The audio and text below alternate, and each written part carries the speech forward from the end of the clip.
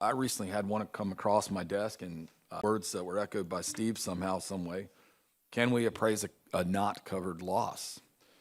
I recently got a plaintiff attorney call me and asked me to handle an appraisal. I received the appraisal. I asked, of course, my usual normal questions. Please send me a copy of both positions.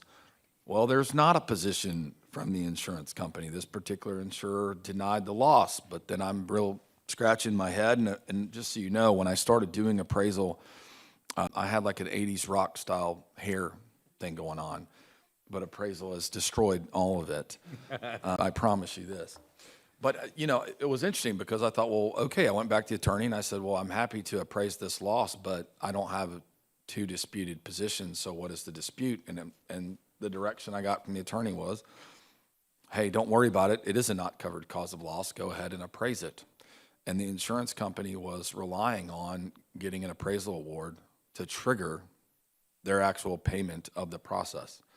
And I don't mean to, assign that to the Chip Merlin's claim game, but that almost seemed to be the way it was like, hey, we're just not going to cover this until you guys go through all the process and render an appraisal award.